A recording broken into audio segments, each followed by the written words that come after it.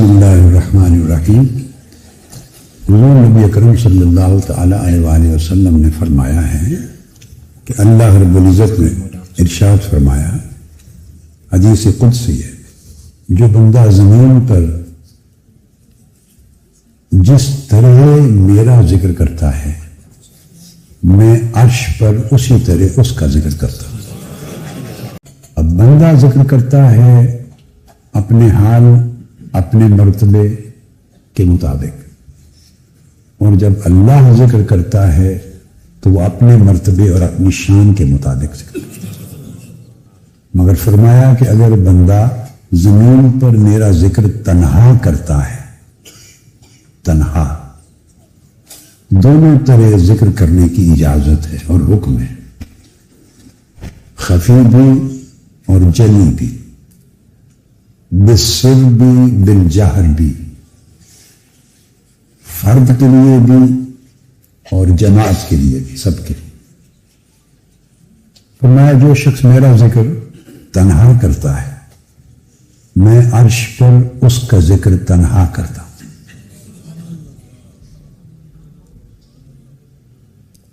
और जो शख्स जमीन पर मेरा जिक्र और बहुत से लोगों के साथ मिलकर करता है, फी मालाइन का लफ्ज इस्तेमाल फरमाया, हलका, जमात, बहुत से लोगों के साथ मिलकर करता है इज्तिमा में, तो मैं भी उसका जिक्र इज्तिमा में करता हूं। अब जमीन पर अगर हम इज्तिमा में अल्लाह का जिक्र करेंगे तो इज्तिमा किन लोगों का होगा? हम ही लोग हैं ना, जैसे आप लोग हम लोग बैठे हैं, तो हम लोगों के इज्तिमा में जिक्र करेंगे। और अल्लाह पाक जब इज्तिमा में उस बंदे का जिक्र करता है तो वहां इज्तिमा अर्श पर किसका होगा? वो मलाइका का इज्तिमा, वो मलाइका का इज्तिमा होता है। वहां भी फरमाया फी मालाइन, वो भी अर्श पर मलाइका के इज्तिमा में अल्लाह अपने उस बंदे का जिक्र करता। इसका मतलब यह हुआ जो बंदा जिसकी जुबान पर अल्लाह का नाम गूंजता है, अल्लाह की जुबान कुदरत पर उस बंदे का नाम गूंजता है। और जो आदमी अल्लाह के नाम की धूम मचाता है, अल्लाह उसके नाम की अर्श पे धूम मचाता है। तो आप नहीं चाहते कि आपके नाम की अल्लाह के यहां धूम मचे? चाहते हैं या नहीं? तो फिर कैफ के साथ अल्लाह का, कैफ के साथ अल्लाह का नाम लें, अल्लाह का जिक्र करें। हिकायात में आया है, क्या? जो औलियाए कराम, सूफिया, उरफा, उन्होंने अपनी कुतुब में पहले अंबिया के जमानों की जो हिकायात लिखी, उनमें एक हिकायत में आया है कि मलाइका ने अर्ज किया, बारी ताला तेरे यहां तेरे बंदे इब्राहिम की बड़ी धूम है, तूने उसको बड़ी शानें, बड़े मर्तबे दिए हैं। इब्राहिम अलैहिस्सलाम कुरान मजीद में है ना जिक्र, औज़ु बिल्लाहि मिनश शैतानिर रजीम, वइज़ तला इब्राहिम रब्बुहु बिकलिमातिन फ़अतम्महुन्ना। उस बंदे का हाल देखिए क्या होगा जिसके लिए उसका मौला कहे कि मैंने उसको कई तरीकों से आजमाया, और मौला कहे कि मेरे बंदे ने हर बार उस आजमाइश में कामयाब होने का हक अदा कर दिया। अतम्महुन्ना, जब रब कहे उसने सारे तकाजे पूरे कर दिए, वफादारी के, बंदगी के, ईसार के। तो जब पूरे कर दिए तो उसको फरमाया अब मैं तुम्हें इंसानियत का पेशवा बनाता। बहुत सारी कुतुब में اولیاء کرام اور صوفیاء اعظام نے اس کو بیان کیا۔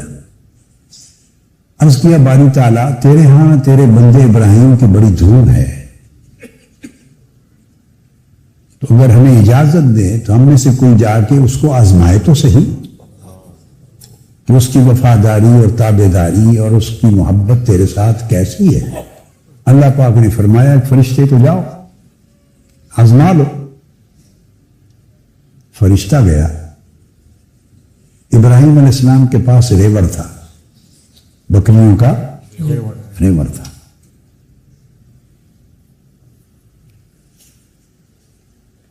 اس نے جا کے قریب ہی اللہ کا نام بلند کیا، بڑی خاص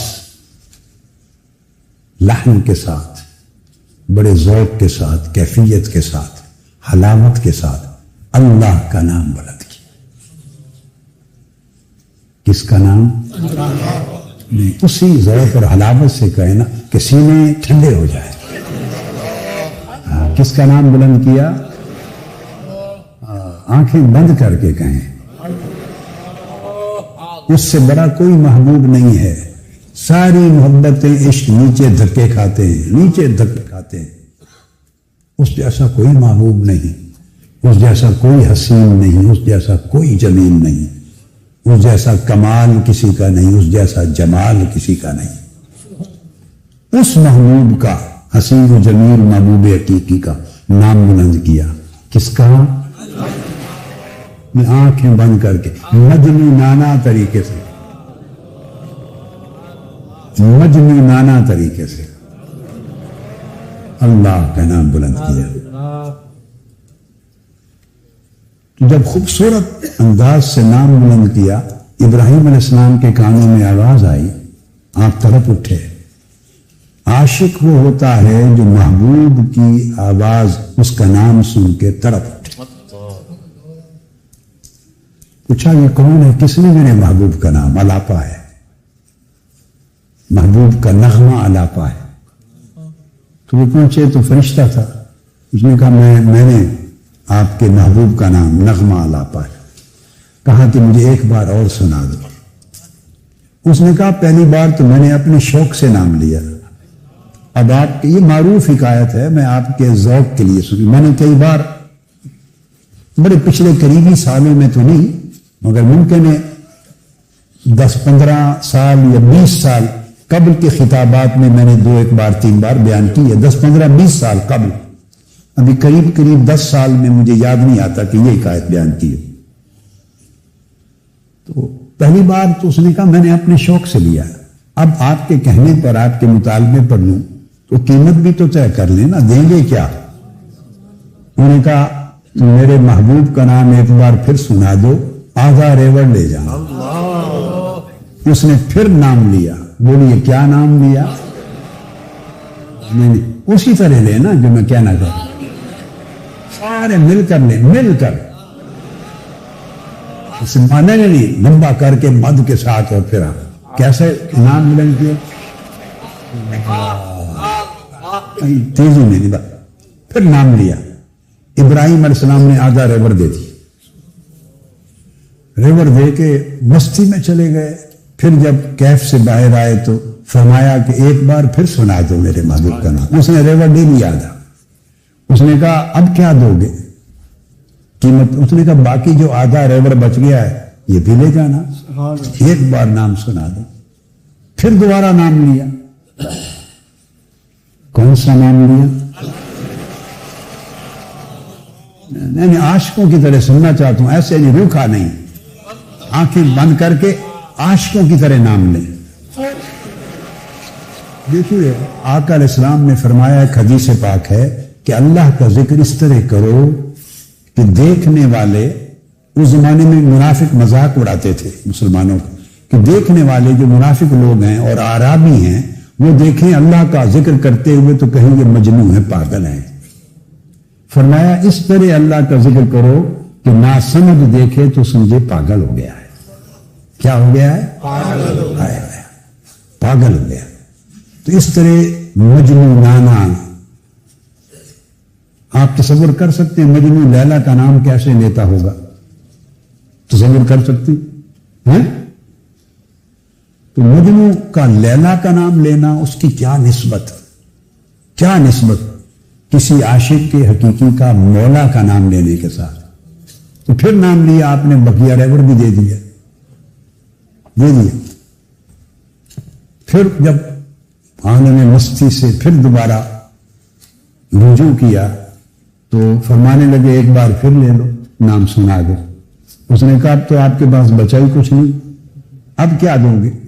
تو فرمایا اس کے لیے اس ریور کی رکھوالی کرنے والا چرواہا بھی تو چاہیے نا، مجھے نوکر بنا کے لے جاؤ، میں تمہارے ریور کی رکھوالی کروں گا، مجھے میرے مولا کا نام سناتے رہنا۔ آپ سمجھیں نا بات کو؟ اللہ کا ذکر کریں تو عاشقوں کی طرح ذکر ہونا چاہیے، جیسے عاشق اور بیتاب ہے، تڑپتا ہے، اس طرح ذکر کرتا ہے۔ اور بس آخری ایک نقطہ اس کے ساتھ وہ یہ کہ اللہ پاک نے یہ پورا مکان بنایا ہے ہمارے جسم کا، ہمارے جسم کا مکان بنایا ہے ہمارے لیے، بولیے۔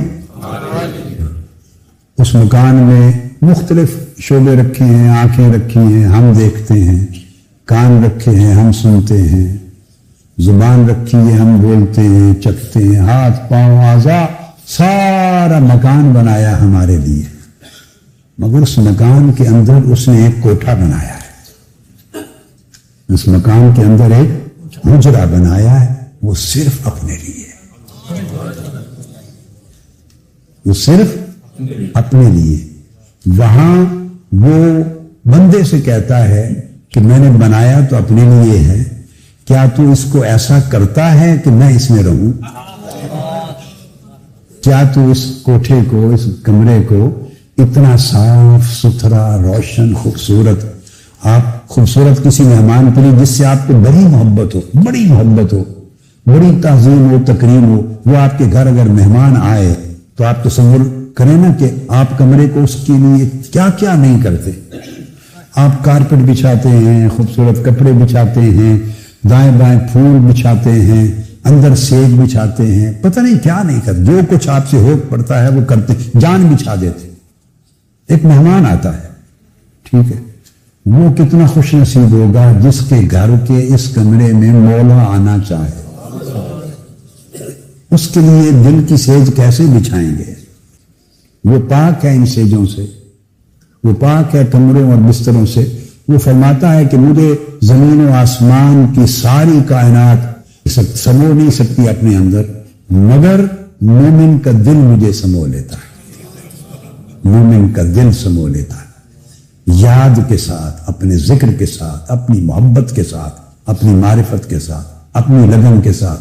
اور یہ کہ میں تمہارے دل میں آتا ہوں، رہتا ہوں، پھر جس دل میں مولا آ جائے وہ ہزارہا کعبوں سے ایک دل بہتر ہو جاتا ہے، ہزارہا کعبوں سے وہ ایک دل بہتر ہو جاتا ہے، کیونکہ اس دل میں خود مالک مولا کی گزرگاہ ہوتی ہے، اس کا آنا جانا ہوتا ہے۔ اس دل کو پھر ہر روز مالک 70 مرتبہ اپنے عاشقوں کے دل کو دیکھتا ہے، 70 مرتبہ روزانہ اس پر نگاہ ڈالتا ہے ہر روز، اور دیکھتا ہے کہ دل کا جھکاؤ کدھر ہے، دل کا التفات کدھر ہے۔